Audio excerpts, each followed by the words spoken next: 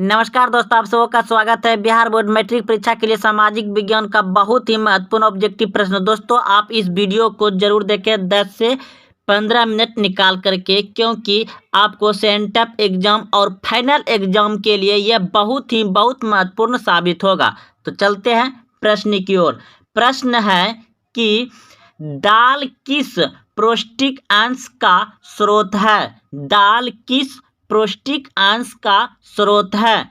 अगर आप इस प्रश्न का उत्तर जान रहे हैं तो कमेंट में उत्तर जरूर दीजिए। तो इस प्रश्न का उत्तर अगर आप बी सोचे हैं या कमेंट में दिए तो बिल्कुल सही आंसर है प्रोटीन। दाल किस पौष्टिक अंश का स्रोत है? प्रोटीन का। ऑप्शन नंबर बी सही है। अगला प्रश्न आपका, किस रसायन को रसायनों का राजा कहा जाता है? किस रसायन को रसायनों का राजा कहा जाता है? तो गंध अम्ल। ऑप्शन नंबर ए बिल्कुल सही है। गंधक अम्ल या गंध अम्ल को कहा जाता है। ऑप्शन नंबर ए सही है। अगला प्रश्न है, बिहार में सबसे कम वर्षा किस जिले में होती है? बिहार में सबसे कम वर्षा किस जिले में होती है? तो ऑप्शन नंबर डी बिल्कुल सही है, बक्सर जिले में। अगला प्रश्न है, भारत में रेडियो का प्रसारण किस वर्ष हुआ था? भारत में रेडियो का प्रसारण किस वर्ष हुआ था?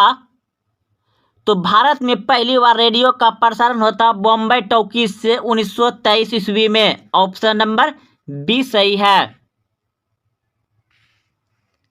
अगला प्रश्न है, भारत में ऊर्जा का प्रमुख स्रोत कौन सा है? भारत में ऊर्जा का प्रमुख स्रोत कौन सा है? तो ऑप्शन नंबर ए बिल्कुल सही सोचे थे आप, कोयला। प्रश्न है 6 नंबर, यूरेनियम का प्रमुख उत्पादक स्थल। यूरेनियम का प्रमुख उत्पादक स्थल। ऑप्शन नंबर डी बिल्कुल सही है, जादूगोड़ा। ये झारखंड में है, जादूगोड़ा। ऑप्शन नंबर डी सही है।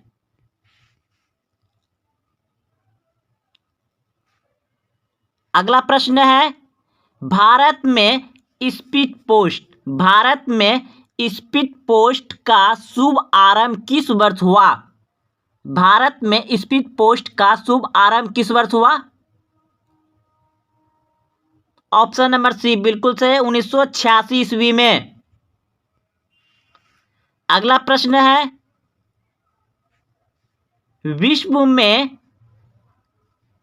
विश्व में चाय का सबसे बड़ा उत्पादक देश कौन है? विश्व में चाय का सबसे बड़ा उत्पादक देश कौन है? तो दोस्तों एनसीईआरटी के आधारित भारत देश है। एनसीईआरटी के आधारित भारत देश सही होगा। और अभी वर्तमान में चीन सबसे ज़्यादा चाय उत्पादन करता है। तो आप भारत ही लगा दीजिए, क्योंकि एनसीईआरटी आधारित है। अभी सिलेबस चेंज नहीं किया गया है, तो इसे भी चेंज नहीं किया गया है। अगला प्रश्न है,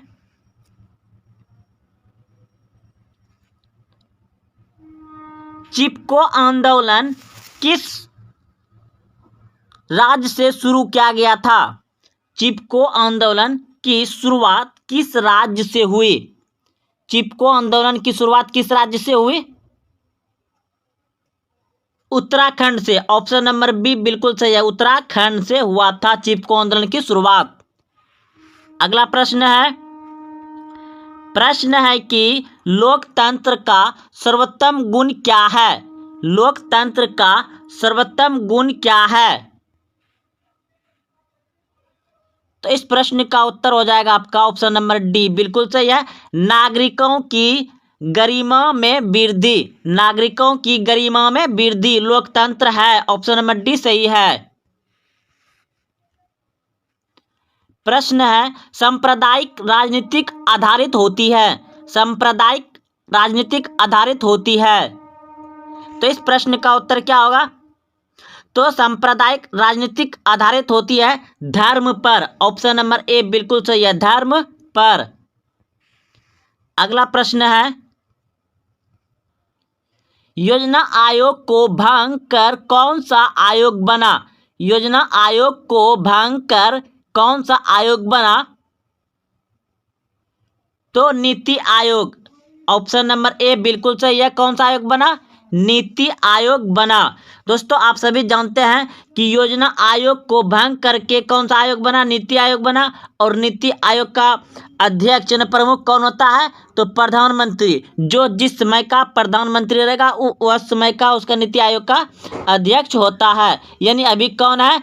तो Narendra Modi. Option number A इसका सही है। योजना आयोग को भंग करके कौन सा आयोग बना? नीति आयोग। अगला प्रश्न है भारतीय रिजर्व बैंक की स्थापना किस वर्ष हुई? भारतीय रिजर्व बैंक की स्थापना किस वर्ष हुई? तो इस प्रश्न का उत्तर हो जाएगा आपका ऑप्शन नंबर बी बिल्कुल सही है, 1935 ईस्वी में। अगला प्रश्न है राष्ट्रीय ग्रामीण रोजगार गारंटी योजना किस वर्ष या किस महापुरुष के नाम से पर है? प्रश्न है राष्ट्रीय ग्रामीण रोजगार गारंटी योजना किस महापुरुष के नाम पर है? दोस्तों आपको यही पूछ दिया जाएगा कि राष्ट्रीय ग्रामीण रोजगार गारंटी योजना कब से शुरू किया गया है? तो 1989 ईस्वी से। और किसके नाम पर है? Pandit Jawaharlal Nehru. Option number B सही हो जाएगा। अगला प्रश्न है राष्ट्रीय मानवाधिकार आयोग की स्थापना कब हुई? राष्ट्रीय मानवाधिकार आयोग की स्थापना कब हुई? तो इस प्रश्न का उत्तर हो जाएगा 1993 ईस्वी में। ऑप्शन नंबर ए सही है। ये बहुत बार क्वेश्चन पूछा गया है दोस्तों, आप इसे अच्छे से याद कर लें। ये तीनों प्रश्न अभी जो जस्ट तुरंत बताएं। अब प्रश्न है कि निम्नलिखित में कौन रबी फसल है? निम्नलिखित में से कौन रबी फसल है? रबी मतलब रजाई में जिसमें घुस के रहते उसी समय का यह फसल है। तो क्या हो जाएगा? यानी कि ठंडी के मौसम में हम लोग रजाई में रहते हैं ना, तो उसमें कौन सा फसल होता है? चना। यानी चना का झाड़ खाते हैं ना आप लोग, चना। अगले प्रश्न की ओर, रबी फसल था।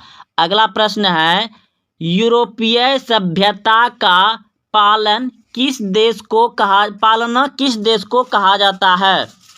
यूरोपीय सभ्यता का पालना किस देश को कहा जाता है? तो इस प्रश्न का उत्तर हो जाएगा आपका ऑप्शन नंबर डी बिल्कुल सही है, यूनान को। ऑप्शन नंबर डी सही है। अगला प्रश्न है आपका चेका था। चेक क्या था? चेका क्या था?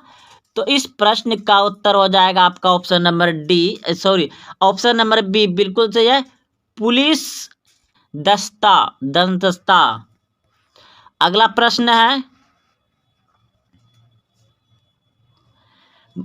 मार्च 1946 में फ्रांस तथा वियतनाम के बीच होने वाला समझौता किस नाम से जाना जाता है?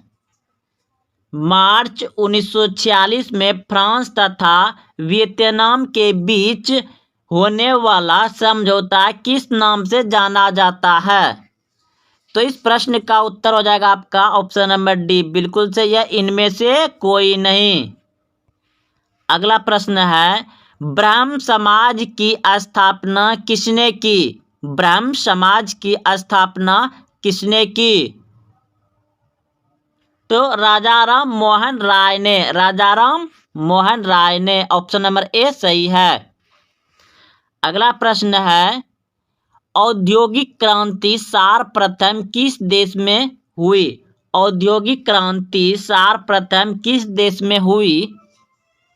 तो औद्योगिक क्रांति हुआ था दोस्तों आपका ऑप्शन नंबर ए बिल्कुल सही है, इंग्लैंड में। औद्योगिक क्रांति कहाँ हुआ था? इंग्लैंड में। 22 नंबर प्रश्न है, बिहार की आय में सर्वाधिक योगदान होती है। बिहार की आय में सर्वाधिक योगदान होती है तो सेवा क्षेत्र से। ऑप्शन नंबर सी बिल्कुल सही है, सेवा क्षेत्र से। अगला प्रश्न है, व्यावसायिक बैंक कितने प्रकार की जमा राशि स्वीकार करते हैं। व्यावसायिक बैंक कितने प्रकार की जमा राशि स्वीकार करते हैं। तो इस प्रश्न का उत्तर हो जाएगा आपका ऑप्शन नंबर डी बिल्कुल सही है। इनमें सभी अस्थायी जमा, आवर्ती जमा, संचयी जमा, इनमें सभी ऑप्शन नंबर डी सही हो जाएगा। अगला प्रश्न है कि इनमें कौन बीमारू राज्य है। इनमें कौन बीमारू राज्य है। तो इस प्रश्न का उत्तर हो जाएगा आपका ऑप्शन नंबर डी बिल्कुल सही है, उपयुक्त सभी। इनमें सभी बीमारू राज्य है। बिहार बीमारू राज्य है, उड़ीसा बीमारू राज्य है, मध्य प्रदेश बीमारू राज्य है। अगला प्रश्न है, प्रथम पंचवर्षीय योजना शुरू हुई। प्रथम पंचवर्षीय योजना शुरू हुई। तो इस प्रश्न का उत्तर हो जाएगा आपका ऑप्शन नंबर सी बिल्कुल सही है, 1951 में। अगला प्रश्न है, श्रीलंका में भेदभाव का आधार है। श्रीलंका में भेदभाव का आधार है। तो इस प्रश्न का उत्तर हो जाएगा सी, भाषीय। भाषीय यानी कि भाषा का। अगला प्रश्न है, भारत में पहली बार केंद्र में गैर कांग्रेसी सरकार कब बनी। भारत में पहली बार केंद्र में गैर कांग्रेसी सरकार कब बनी। तो इस प्रश्न का उत्तर हो जाएगा आपका ऑप्शन नंबर बी बिल्कुल सही है, 1977 में। 1977 में। अगला प्रश्न है, साइमन कमीशन किस वर्ष भारत आया था। साइमन कमीशन किस वर्ष भारत आया था। तो इस प्रश्न का उत्तर हो जाएगा आपका ऑप्शन नंबर सी बिल्कुल सही है, 1928 में। साइमन कमीशन कब भारत आया था, 1928 ईस्वी में। अगला प्रश्न है, मुद्रा के कार्य है। मुद्रा के कार्य है। तो इस प्रश्न का उत्तर हो जाएगा आपका ऑप्शन नंबर डी बिल्कुल सही है, इनमें सभी। मुद्रा के कार्य है इनमें सभी। अगला प्रश्न है, निम्नलिखित में कौन प्राकृतिक आपदा है। निम्नलिखित में कौन प्राकृतिक आपदा है। तो इस प्रश्न का उत्तर हो जाएगा आपका भूकंप प्राकृतिक आपदा है। अगला प्रश्न है, संचारण का सबसे लोकप्रिय साधन है। संचार का सबसे लोकप्रिय साधन है। तो इस प्रश्न का उत्तर हो जाएगा सार्वजनिक टेलीफोन। सार्वजनिक टेलीफोन ऑप्शन नंबर ए सही है। अगला प्रश्न है, मानव शरीर के आग से जलने की स्थिति में जलते हुए स्थान पर क्या प्राथमिकता उपचार करना चाहिए। प्रश्न है कि मानव शरीर के आग से जलने की स्थिति में जलते हुए स्थान पर क्या प्राथमिकता उपचार करना चाहिए। ऑप्शन है ठंडे पानी डालना चाहिए, ऑप्शन बी गर्म पानी डालना चाहिए, ऑप्शन सी अस्पताल पहुंचाना चाहिए, ऑप्शन डी इनमें से कोई नहीं। तो इस प्रश्न का उत्तर हो जाएगा आपका ऑप्शन ए बिल्कुल सही है, ठंडा पानी डालना चाहिए। अगला प्रश्न है कि इनमें कौन मानव जनित आपदा है। इनमें कौन मानव जनित आपदा है। तो इस प्रश्न का उत्तर हो जाएगा आपका ऑप्शन नंबर डी बिल्कुल सही है, इनमें सभी मानव जनित आपदा है। अगला प्रश्न है, भारत में सर्वप्रथम नगर निगम की स्थापना की गई। भारत में सर्वप्रथम नगर निगम की स्थापना की गई। तो इस प्रश्न का उत्तर हो जाएगा आपका ऑप्शन नंबर ए बिल्कुल सही है, चेन्नई को। अगला प्रश्न है, बिहार में जयप्रकाश नारायण के नेतृत्व में आंदोलन कब हुआ। बिहार में जयप्रकाश नारायण के नेतृत्व में आंदोलन कब हुआ। तो इस प्रश्न का उत्तर हो जाएगा आपका ऑप्शन नंबर सी बिल्कुल सही है, 1974 ईस्वी में। प्रश्न है 15वीं लोकसभा का चुनाव कब हुआ था। 15वीं लोकसभा का चुनाव कब हुआ था। तो इस प्रश्न का उत्तर हो जाएगा 2009 में 15वीं लोकसभा का चुनाव हुआ था। अगला प्रश्न है जमशेदपुर किस उद्योग के लिए प्रसिद्ध है। जमशेदपुर किस उद्योग के लिए प्रसिद्ध है। तो इस प्रश्न का उत्तर हो जाएगा आपका ऑप्शन नंबर सी, बिल्कुल सही है, लो इस्पात के लिए। अगला प्रश्न है वन संरक्षण एवं प्रबंधन की दृष्टि से वनों को वर्गीकृत किया गया है। वन संरक्षण एवं प्रबंधन की दृष्टि से वनों को वर्गीकृत किया गया है। तो इस प्रश्न का उत्तर हो जाएगा आपका ऑप्शन नंबर बी, बिल्कुल सही है, 3 वर्गों में। अगला प्रश्न है भारत का राष्ट्रीय पक्षी है। भारत का राष्ट्रीय पक्षी है। तो इस प्रश्न का उत्तर हो जाएगा आपका ऑप्शन नंबर सी, बिल्कुल सही है, मयूर। अगला प्रश्न है कि अस्तर रंजन विधि के अंतर्गत मानचित्र में सफेद रंग से किस भाग को दिखाया जाता है। अस्तर रंजन विधि के अंतर्गत मानचित्रों में सफेद रंग से किस भाग को दिखाया जाता है।